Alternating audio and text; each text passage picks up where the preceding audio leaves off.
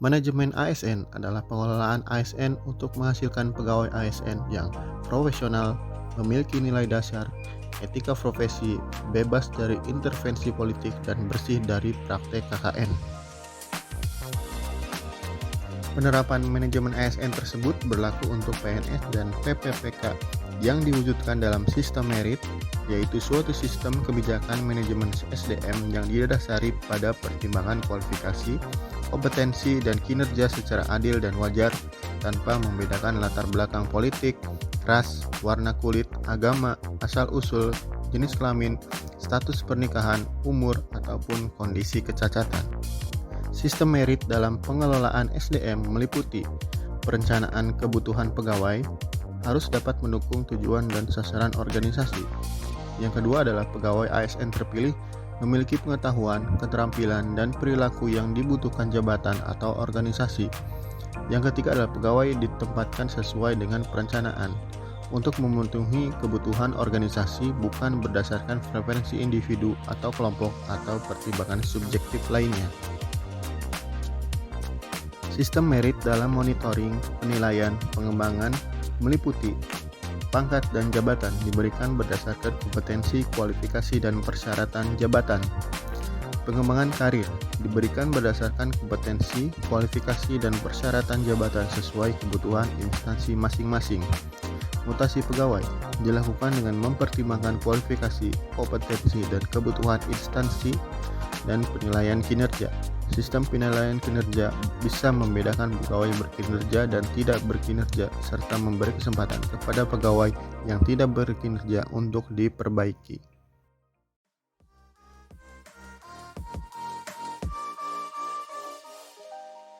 Dalam sistem merit, pengadaan CPNS harus dilakukan secara adil, objektif, dan terbuka. Setiap warga negara yang mempunyai persyaratan mempunyai kesempatan yang sama untuk melamar menjadi PNS. Untuk Kementerian PUPR, proses seleksi terdiri dari seleksi administrasi, SKD, SKB, dan psikotes. Setiap tahapan tes mulai dari SKB, hasilnya akan langsung muncul dan dapat dimonitor langsung pada layar yang ditampilkan di lokasi tes ataupun melalui live streaming YouTube. Ini dilakukan sebagai wujud keterbukaan dalam proses seleksi CPNS. Untuk mendukung pengembangan kompetensi pegawainya, Kementerian PUPR memiliki program Magister Super Spesialis. Kementerian PUPR bekerjasama dengan beberapa universitas ternama untuk meningkatkan kompetensi melalui jalur pendidikan. Program ini disusun selama 18 bulan dengan komposisi 25-40% teori dan 60-75% praktek. Sedangkan untuk memonitor kinerja pegawainya, Kementerian PUPR memiliki sistem akuntabilitas kinerja instansi pemerintah online atau e-Sakif. Aplikasi ini menampilkan proses perencanaan kinerja, penganggaran kinerja, keterkaitan kegiatan atau subkegiatan dalam pencapaian target kinerja, dan monitoring serta evaluasi pencapaian kinerja dan keuangan. Berikut adalah evaluasi penerapan manajemen ASN atau merit system di Kementerian PUPR. Demi terciptanya Smart Governance dan menuju Smart ASN 2024, saya Fajar Taufik siap mewujudkannya dengan menerapkan kode etik ASN dan prinsip-prinsip Smart ASN. PUPR sigap membangun negeri. Saya Ilmiadin Rasid, ASN PUPR. Saya bertekad untuk selalu meningkatkan dan mengembangkan digital skill saya untuk mewujudkan Smart Governance.